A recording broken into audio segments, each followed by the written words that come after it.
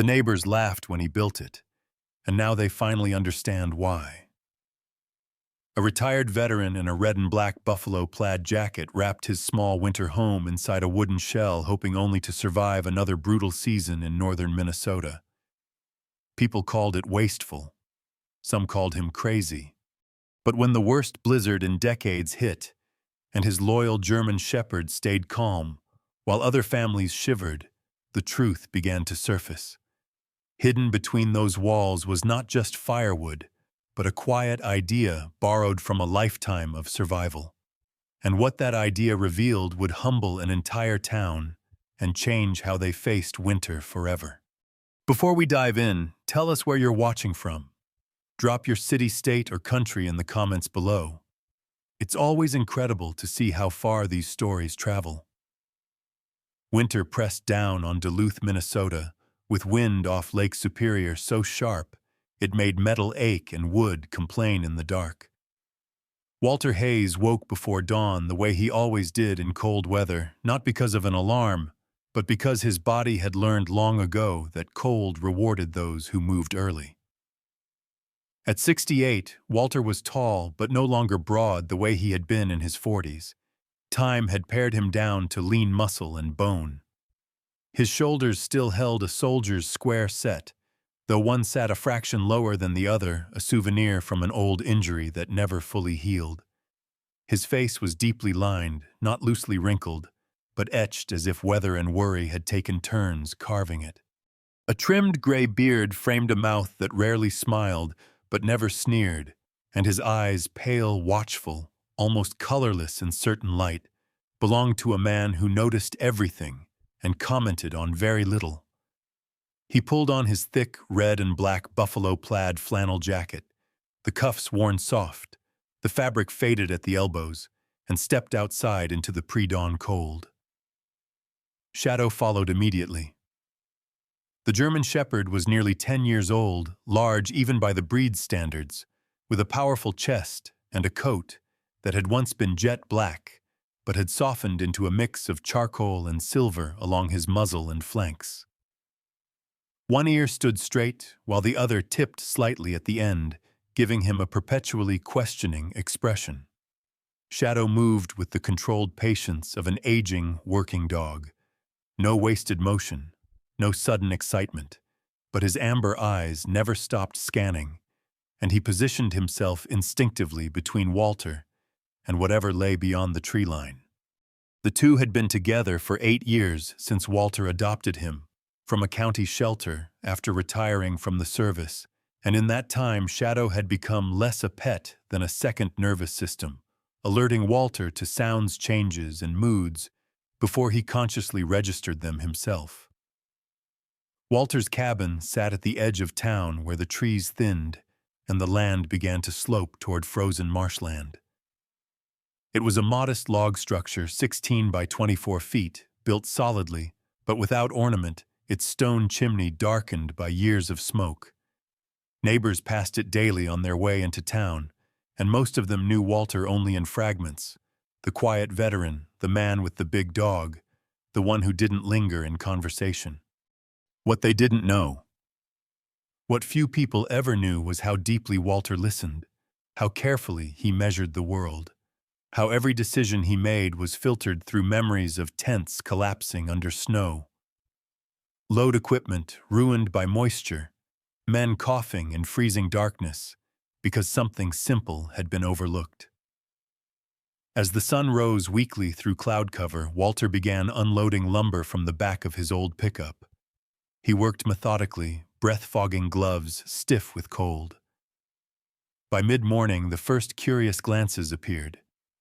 Jacob Miller was the first neighbor to stop.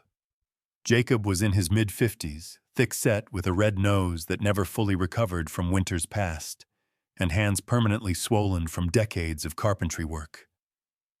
He leaned on his truck door and watched Walter measure out posts several feet from the cabin walls. "Morning, Walt," Jacob said, voice friendly but puzzled. "You building an addition?" Walter shook his head slightly, drove a stake into the frozen ground, and marked a measurement in pencil. "Not an addition," he said. That was all. By afternoon, more people slowed as they passed. Sarah Collins came by on foot, bundled in a wool coat, cinched tight at the waist. She was in her early 40s, tall and slender, with dark brown hair usually braided down her back, and skin pale from a lifetime of northern winters. Sarah had moved to Duluth after a divorce and ran the small hardware store near the docks. She watched Walter set upright posts in a rough rectangle around the cabin and frowned. "You okay, Walter?" she asked gently, the way people do when they suspect grief or loneliness has tipped into something else. "That's a lot of lumber for a shed." Walter wiped his hands on his jacket, glanced at Shadow, then back at the posts. "Winter's a lot longer than people think," he said. Sarah nodded slowly, unconvinced, and continued on her way. By the second day, the structure began to take shape. Vertical posts sunk deep, horizontal boards nailed loosely between them. It looked to untrained eyes like the beginning of a second cabin built clumsily and too far out to offer real insulation. That was when the laughter started.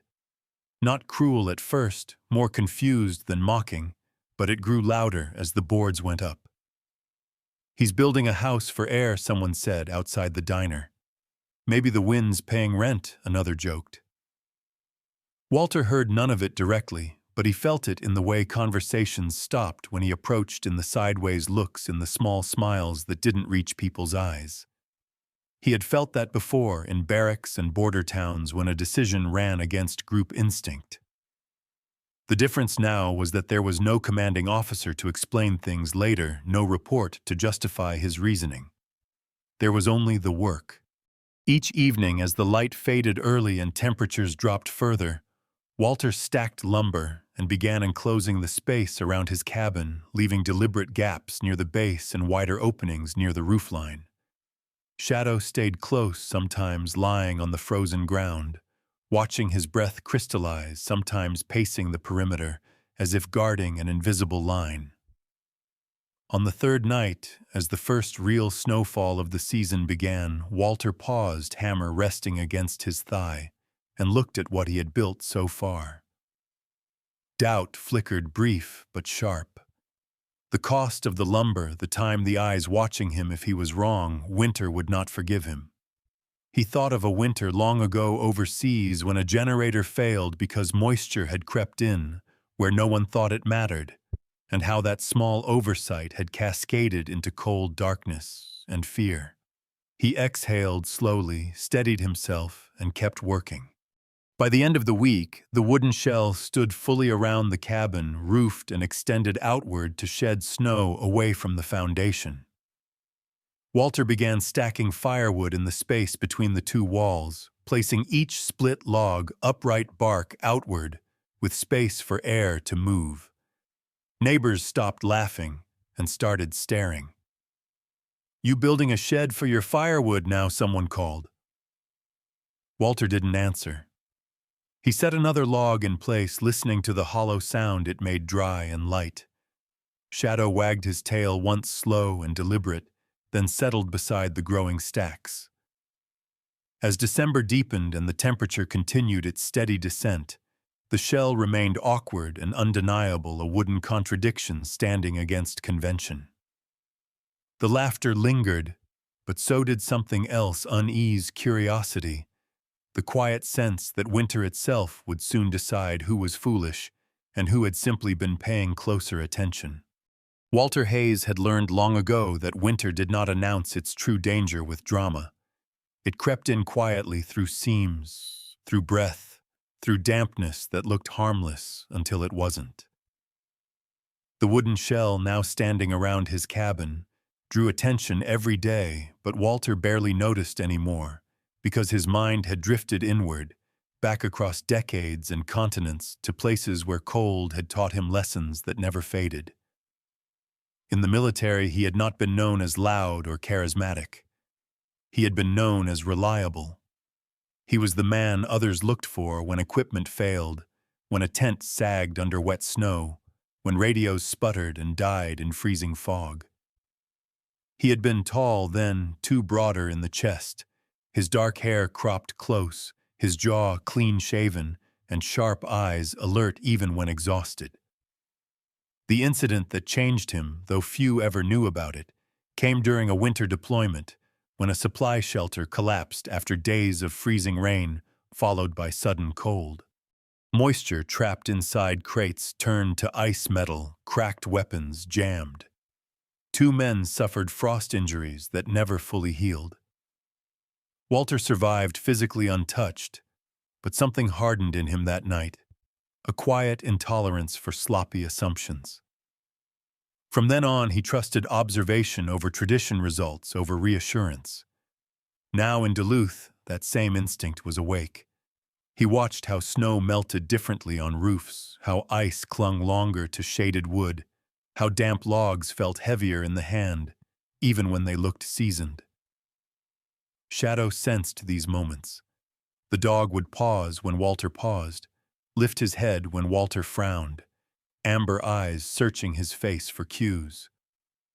Shadow had his own scars, faint white lines beneath the fur where barbed wire once caught him during training before Walter adopted him.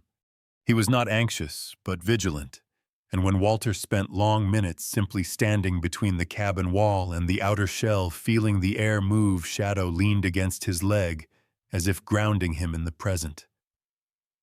Word spread that Walter was storing all his firewood inside that strange gap. Jacob Miller shook his head openly now, telling anyone who would listen that the old soldier was asking for rot and mold. Sarah Collins stopped by again one afternoon, her boots crunching on packed snow, her breath rising in pale clouds. Up close, she carried herself with a restrained tension, common to people who had rebuilt their lives once already. Her face was narrow cheekbones, prominent lips, often pressed together in thought. "You know people are worried," she said, not unkindly. "They think you're sealing moisture in." Walter picked up a log, handed it to her. "Feel that," he said. Sarah frowned, surprised by its lightness. "It's dry," she admitted. Walter nodded. "Dry wood burns clean. Wet wood steals heat." He didn't explain further. He never did unless asked twice. As December thickened into January, temperatures dropped, and the wind off Lake Superior grew crueler. The laughter dulled, replaced by a kind of waiting. Walter kept records in a small notebook, the pages already yellowed from years of use. Each morning, he noted the temperature, the wind direction, the way condensation formed or didn't on surfaces inside the shell. He weighed sample logs, the method something he'd learned decades ago using a simple scale and patience. Shadow watched these rituals intently, ears twitching at distant sounds, but never straying far. One evening, as Walter stacked another row of logs, a new figure appeared at the edge of the clearing. Thomas Reed, a retired dock worker in his early 70s, stooped but solid with a thick white mustache and a habit of clearing his throat before speaking. Thomas had worked the harbor his whole life, knew cold and moisture as intimately as Walter knew tents and supply crates. "Heard you're keeping your wood indoors now," Thomas said, tone neutral. Walter gestured toward the gap. "Out of the weather," he corrected. Thomas stepped closer, ran a calloused hand along the boards, nodded slowly. "Ships rot when they can't breathe," he said. Walter looked at him, then really looked, and for the first time in weeks allowed a faint smile. That night, as the temperature plunged further, Walter lay awake listening, not to the wind that he expected, but to the silence inside the shell. The cabin walls felt dry to the touch. The air held steady, not biting. Shadow slept near the door, paws twitching, as if dreaming of movement. Doubt returned briefly uninvited, as it always did before something decisive. The money spent, the reputation, risked the isolation that came with being visibly wrong or visibly different.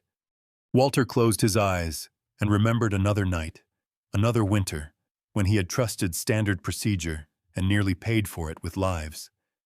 This time he had trusted himself.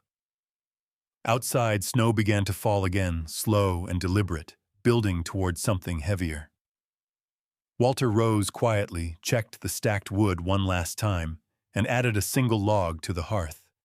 It caught instantly clean flame, licking upward, heat radiating without smoke. Shadow opened one eye tail, thumping once against the floor, satisfied. Walter sat back, watching the fire, feeling not triumph, but readiness.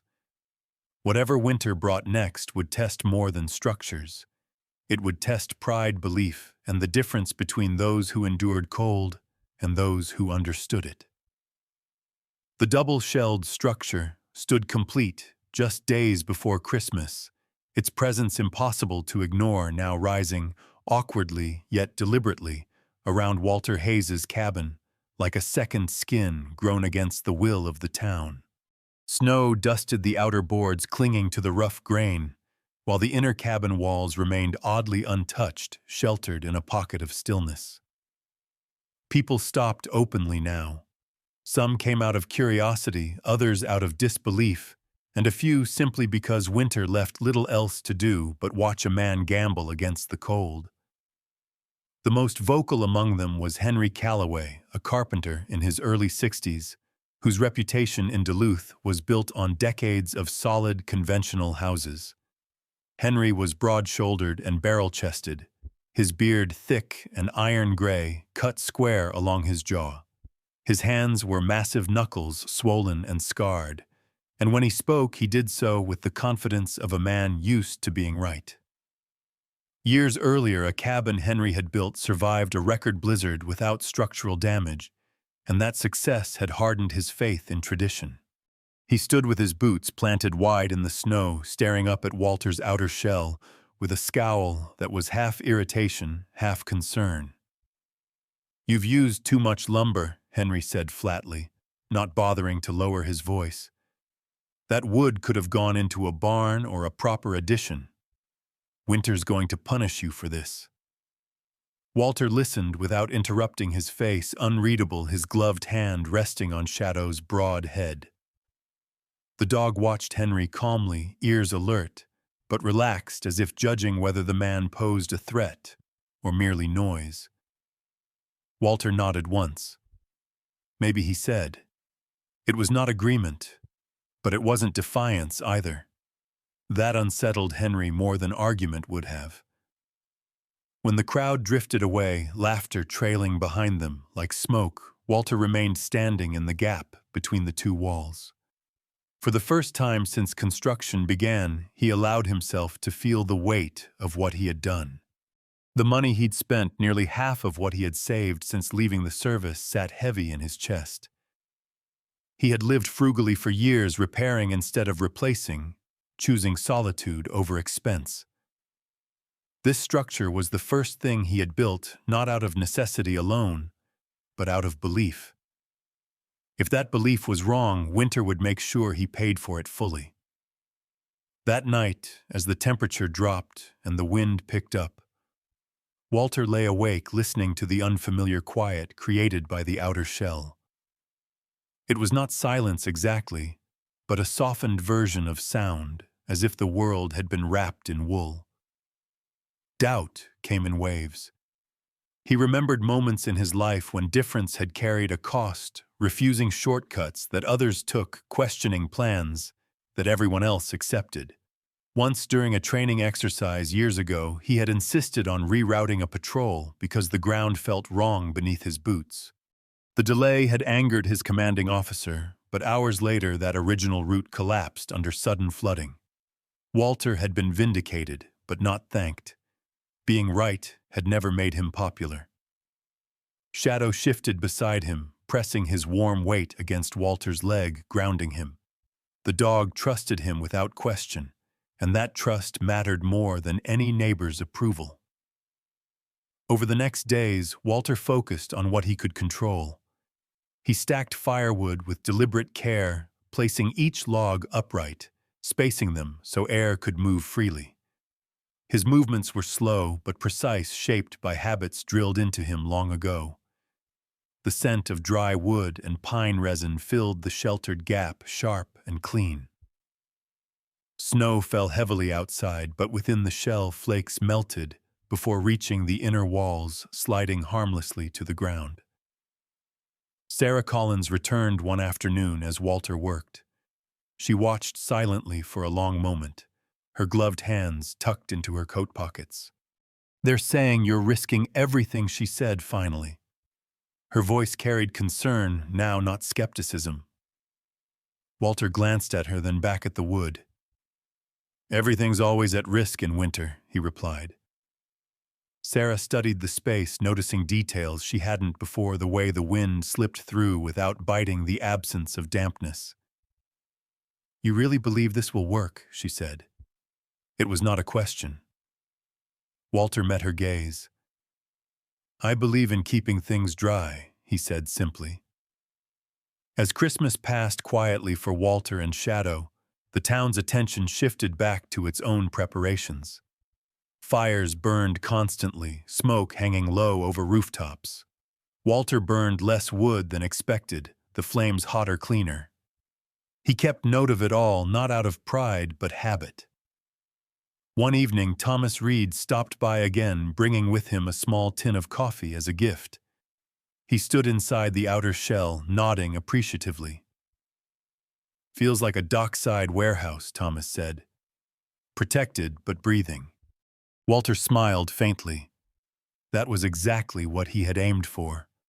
By the time the new year arrived, temperatures plunged further, and the cost of difference became clearer. Neighbors burned through their carefully hoarded wood faster than planned, hauling frozen, damp logs through snowdrifts. Walter watched from his doorway, sympathy tugging at him, but he said nothing. He knew winter had not yet made its final argument. The real test was still coming. On a night when the wind howled louder than before and snow began to fall sideways, Walter stood once more between the two walls, hand pressed to the inner cabin logs. They were dry, warm even. Shadow sat nearby, calm tail resting against the floor. Whatever the town believed, whatever Henry Calloway predicted, the structure was doing exactly what Walter had intended. The price of being different had been paid in doubt, in isolation, in whispered judgment. Whether it would be paid again in survival or rewarded was something only the coming storm would decide. January arrived without ceremony, slipping into Duluth like a held breath before a scream, and then the blizzard came down with a violence that erased distinction between night and day. Snow did not fall so much as it was hurled sideways, driven by winds that howled off Lake Superior and slammed into houses with the sound of freight trains. Temperatures plunged past anything recent memory could soften, sinking below -30°C, until even seasoned locals spoke less and listened more.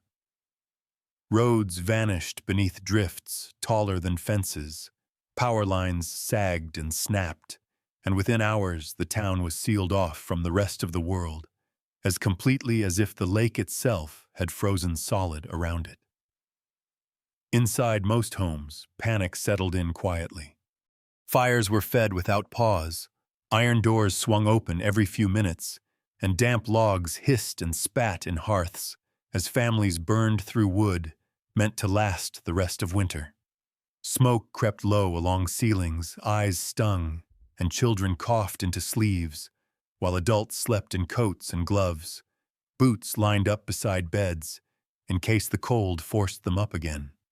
Sarah Collins spent the first night of the storm pacing her small house near the hardware store, her tall, slender frame wrapped in layers, dark hair pulled loose from its braid and hanging down her back. She kept the fire going as best she could, but each log burned sluggishly, leaving more ash than heat, and by morning she had already used far more wood than planned. Across town, Henry Calloway's large, traditionally built house groaned under the assault. Henry himself sat rigid near the hearth, his broad face tight with frustration, his thick beard smelling faintly of smoke. He fed the fire constantly, jaw clenched, refusing to admit even to himself that something was wrong. Meanwhile, at the edge of town, Walter Hayes woke to the sound of the storm, testing the outer shell of his home. The wind roared against the boards. Snow packed itself into every exposed corner, yet within the space between the two walls the air moved differently, slowed and tamed. Walter rose calmly, joints stiff but familiar with discomfort, and crossed the short distance to the stacked wood. He selected several logs without hesitation. They felt light in his hands, dry the grain sharp under his gloves. When he laid them in the hearth, the fire caught immediately, flames leaping up clean and bright, radiating heat that filled the cabin steadily rather than surging and fading. Shadow lifted his head from his place near the hearth ears, pricking at the change in sound, then settled again, stretching out on the floorboards.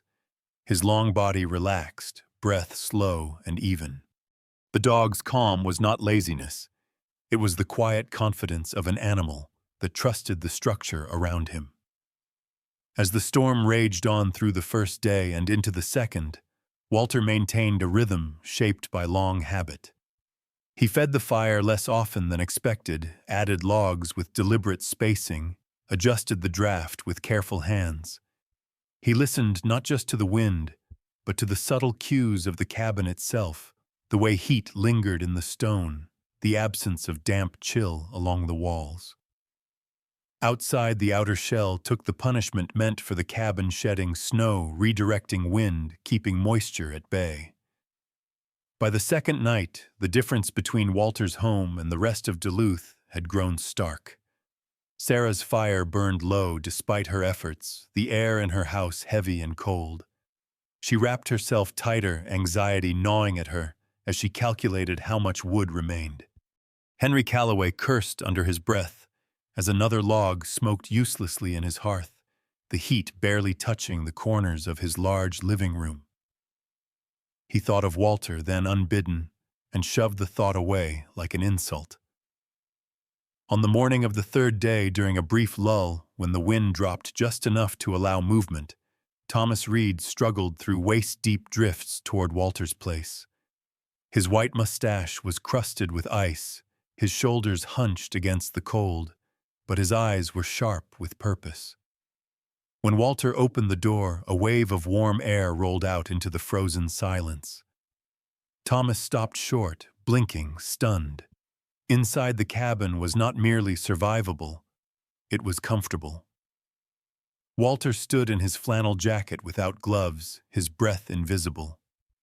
Shadow rising to greet the visitor with a low, friendly wag. "You're warm," Thomas said finally, disbelief roughening his voice. Walter nodded, stepped aside to let him in. Thomas stood near the hearth, holding his hands out, absorbing the heat. "Everyone else is burning through their wood," he said quietly. "Some are already worried." Walter glanced toward the stacked logs visible through the inner door, rows upon rows, still dry and ready. "Dry wood burns hot," he said. "Hot fire needs less fuel." Thomas looked around, noticing the absence of smoke, the dryness of the air. He did not laugh. When the storm finally broke on the fourth day, Duluth emerged battered and exhausted. Snowdrifts buried porches, fences leaned at odd angles, and the town smelled of ash and damp wool. Families took stock of what remained, and the truth was hard to miss. Many had burned nearly half their winter supply in just 3 days, and what remained was often heavier, wetter, less useful than before. Sarah made her way slowly toward Walter's place that afternoon, boots sinking deep with each step, her face pale with fatigue. When Walter opened the door, she felt the warmth immediately and stopped, emotion flickering across her features. "I didn't believe you," she said softly, stepping inside. Walter said nothing. He poured her a cup of hot coffee, the steam rising between them. Shadow lay at their feet, calm as ever. Sarah wrapped her hands around the mug, eyes lingering on the stacked wood, on the dry walls, on the quiet order of the space. Outside, others began to notice as well. Henry Calloway stood in the street later that evening, staring toward the edge of town where Walter's house stood, untouched by the chaos, smoke rising steadily from its chimney, rather than choking the sky. His beard was rimmed with frost, his shoulders sagging with exhaustion. Pride warred with something else, now recognition. The laughter that had followed Walter's work did not return. It had been burned away by the storm, carried off with the smoke of wet wood and sleepless nights. What remained was silence, heavy and thoughtful, and the unspoken understanding that winter had rendered its verdict. In the quiet days after the storm, Duluth looked older, as if winter had pressed a thumb into the town and left it there. Snowbanks hardened into walls, chimneys smoked with a weary persistence, and people moved more slowly, conserving what energy and resources remained. It did not take long for numbers to speak where arguments had failed. Walter Hayes kept his notes the way he always had, plain pencil, careful columns, dates marked without flourish. He had burned less than half the firewood he had expected to use, and what remained in the sheltered gap was still light dry and stacked in clean rows. Across town, the evidence was harsher. Piles of wood lay discarded behind houses darkened and swollen with moisture, too heavy to lift easily and too wet to burn without choking smoke. The truth made itself known without accusation. One by one, people came. Not in groups at first, and not loudly. Thomas Reed arrived early one morning, shoulders wrapped in a wool coat, white mustache, neatly combed, eyes thoughtful. He stood with his hands clasped behind his back, studying the outer shell, the vents near the ground, the extended eaves.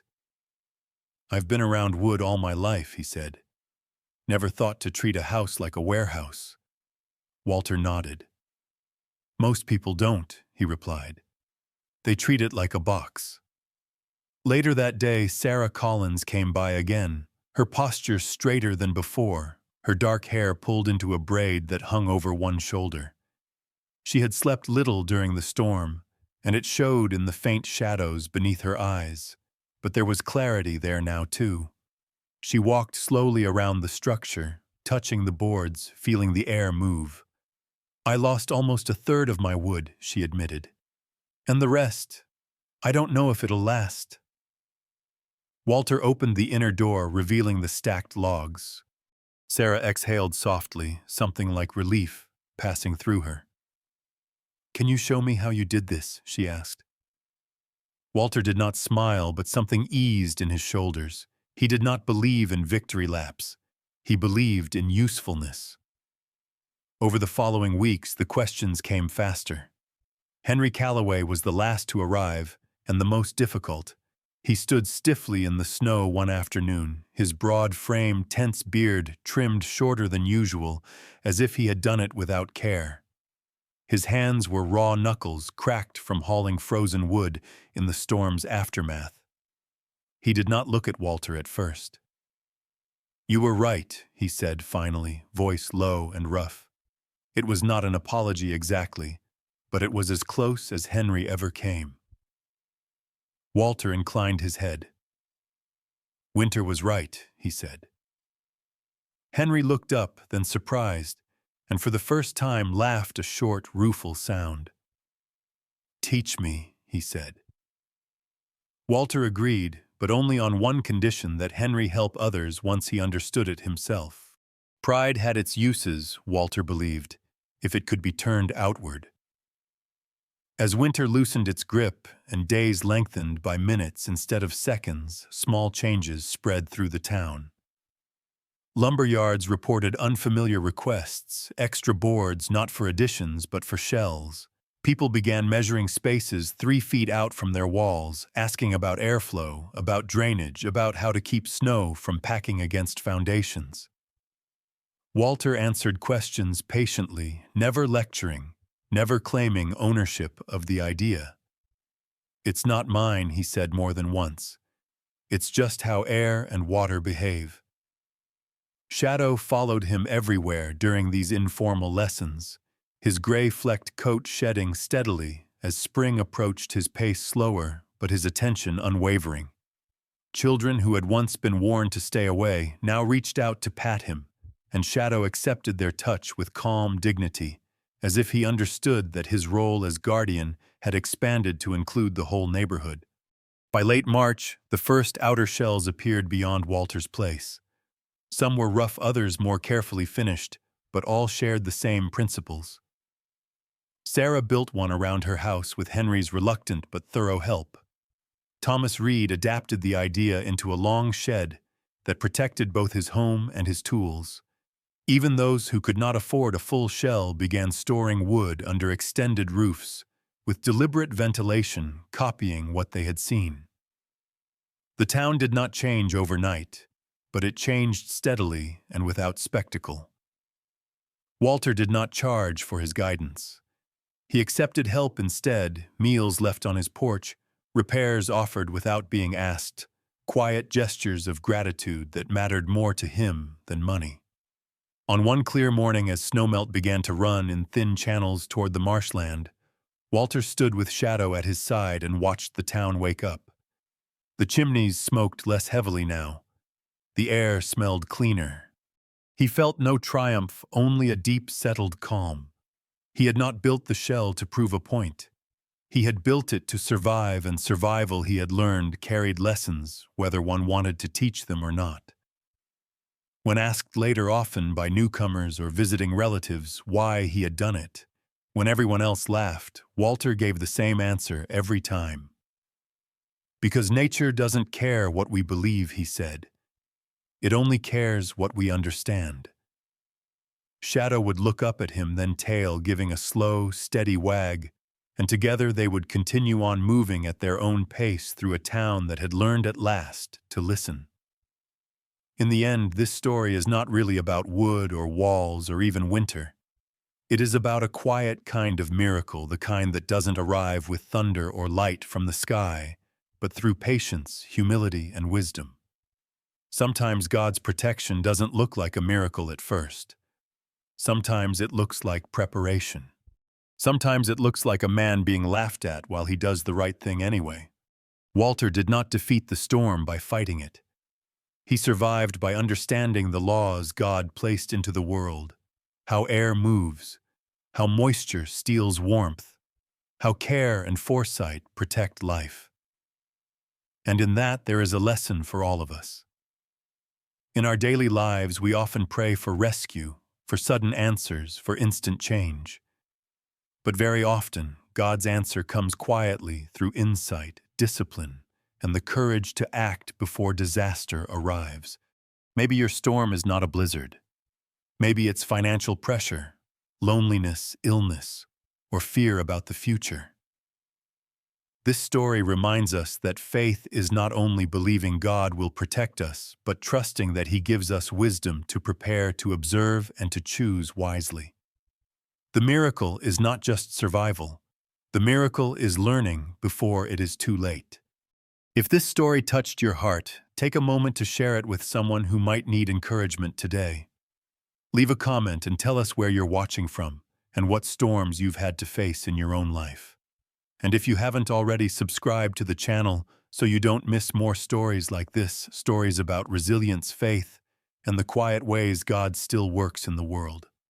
May God bless you, protect your home, warm your heart in every season, and guide you with wisdom in the storms ahead.